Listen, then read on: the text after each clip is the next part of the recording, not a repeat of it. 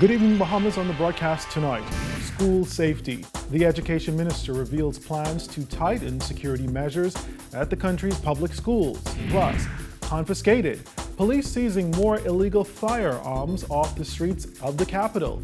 And one beauty queen begins her quest to take on other beauties from around the world in the biggest international pageant.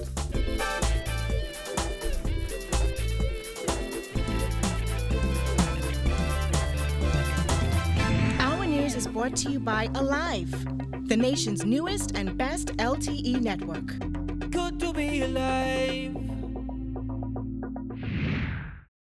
Welcome to our news, the weekend edition, and thanks for joining us. I'm Andrew Knowles.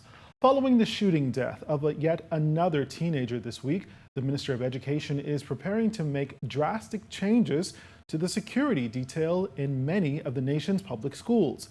This could even include metal detectors and canine units. With more details on this story, here's Giorgio Bain. An evaluation is being carried out by the Ministry of Education to assess the security needs in public schools. This is according to the Minister of Education, Jeffrey Lloyd, who says schools must clamp down on students being involved in gangs.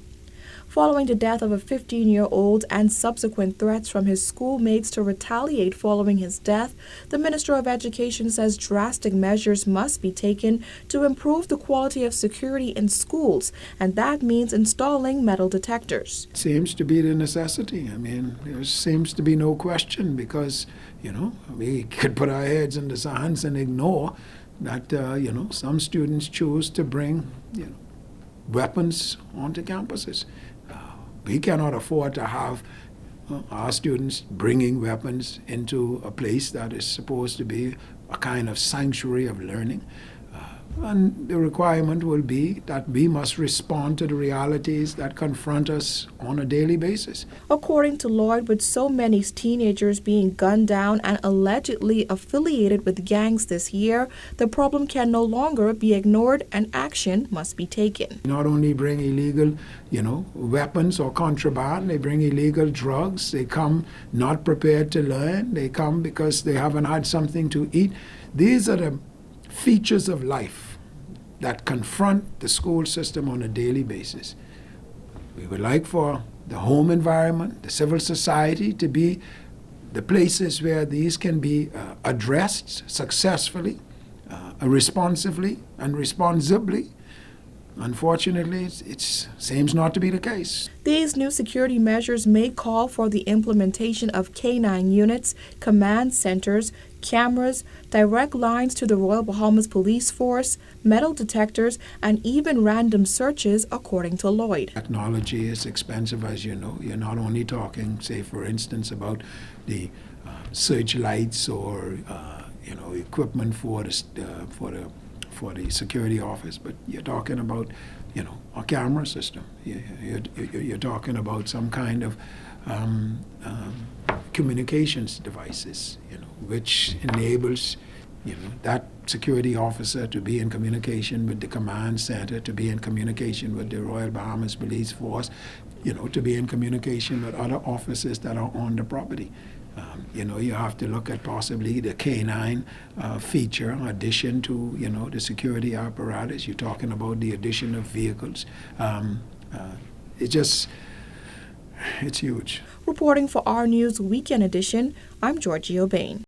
The Ministry of Education has yet to receive any word on those 20 students from Dominica who expressed interest in coming to the Bahamas to continue their education following the devastation left behind by Hurricane Maria. According to Education Minister Jeff Lloyd, the latest update only shows 4 students expressing interest. 4 students, 4 members of the same family had indicated their interest in coming because their relative lived in one of our family islands.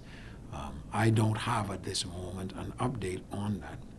I know that the requests had been made of our government to accommodate them, and as you know, the request would have to also go to the Department of Immigration so that a special visa could be granted to those children if they in fact intended to follow through on that request. But at the moment, I do not have any confirmation that the students from Dominica had in fact entered the Bahamas with a view of continuing their education.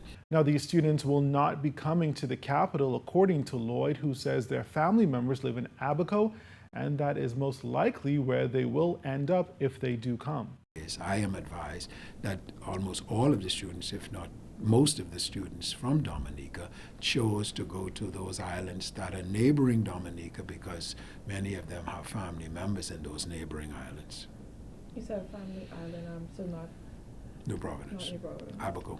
Parliamentary Secretary in the Ministry of Agriculture and Marine Resources, Carlton Bowleg, is commending the administration's decision to continue funding the Bahamas Agriculture and Marine Science Institute. Bowleg, who gave our Jasmine Brown a tour of Vamsi this week, says not only is it vital for the Andros economy, it's also a key stepping stone for the Bahamas becoming less reliant on food imports.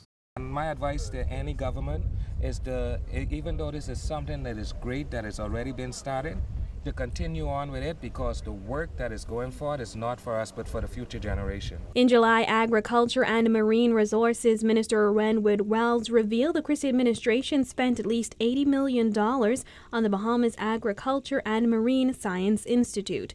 The Christie administration has referred to Vamsi as one of its most important initiatives. However, the total investment in Vamsi was unclear for most of the Christie administration's tenure. In October 2014, former Prime Minister Christie said that the government had spent $23 million on the project at that time. The project experienced several delays and a protracted construction period. The male dormitory of Vamsi was also destroyed by fire in January 2015. While the project got off to a rocky start, Bowleg says the fact is Vamsi was a good idea, and if managed properly, will put the country in a better position when it comes to food security. What I would like for people to really understand the severity of this. Under any government, it is advised that probably the best thing to do is to try feed yourself. And food security is number one right now for the minister.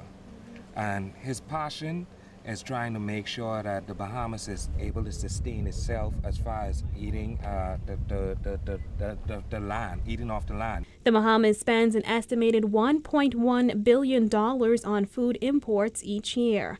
While the institute is not fully functional, there are still small classes and a limited staff that work the hundreds of acres of land at Vamsi's North Andros campus. Other workers tend to livestock. Eric Lightborn is a consultant at Vamsi and says the institute is vital. The role is education, research, developmental research, and exposure. The more kids we can get to go through the agricultural schools and expose them to what avenues are available, find avenues for financing, find easier ways to get people into production, and let them know that farming is no longer a thing for the dummies in school. It's an intellectual exercise. You're dealing with nature, you're dealing with genetics. People are plants that can be adapted to the environment. You're dealing with chemistry and physics all day, every day. Reporting for our News, I'm Jasmine Brown. In other news this evening, police are continuing to make some inroads into their quest to rid the streets of illegal firearms. Just yesterday, officers of the Drug Enforcement Unit, along with flying squad officers acting on information, intercepted a white van in the area of Wolf Road and Quintine Alley. A search of the van revealed an imported refrigerator. However, officers discovered concealed in the fridge 5 pistols of different caliber, 9mm, 45mm, and an assortment of ammunition of different caliber.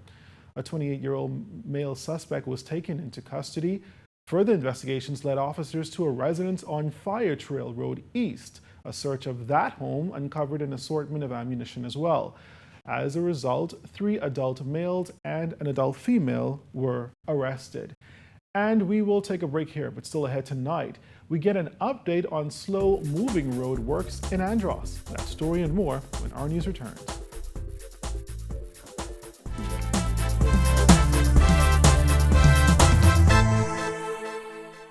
What do you believe? Do you believe in energy, dreams, Passion, Family, freedom, imagination, Love. Community. music. Yourself. Do you believe in living? believe in best. What do I do to go to the gym without going to the gym? This is funny. So I'm working at home and I'm ready to go to the gym, but I see my daughter Jessica in the living room and she's like, Mom, what are we gonna do today? I didn't go to the gym, but I got my routine in with her at home. And if you don't have time to cook, I don't give it second thought. I go to KFC. On Tuesdays, get 9 delicious pieces of chicken for just $12. KFC, made for moms who know how to solve everything, even though it seems it can't be done.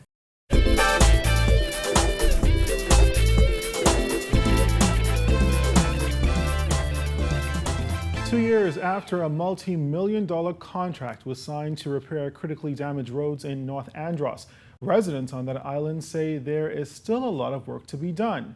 Andros Administrator Joseph Ferguson says while work is ongoing, it is moving slowly. ROAD, road work. So we're addressing that now. Work is being carried on right now, but not as fast as we'd like for it to happen, but it's happening. In 2015, Ministry of Works officials signed a $7 million contract to reconstruct a critically important stretch of road in North Andros leading up to the Bahamas Agriculture and Marine Sciences Institute. That contract, which covered the reconstruction of 9 miles of road, was expected to take 6 months. The range of work included the clearing of verges, scarifying of existing pavement, procuring and shaping of fill pavement, procuring and placing of asphalt concrete, and the installation of line marking, signage, culverts, and wing walls. While that stretch of roadway was paved, Ferguson says problems persist in other North Andros communities. Road work is on the main highway linking North Andros to Central. And how bad is it? Bad. Potholes, gaping holes, sinkholes. Potholes, many. How has it changed our lives? People still trying to go on the road. They be like, oh, that's just too much. Let me just stay in this area. Well, at times I'd like to go down to Fresh Creek a little more often, but whoa, the traveling is a little tedious. You're watching the best in Bahamian news. There is more after the break.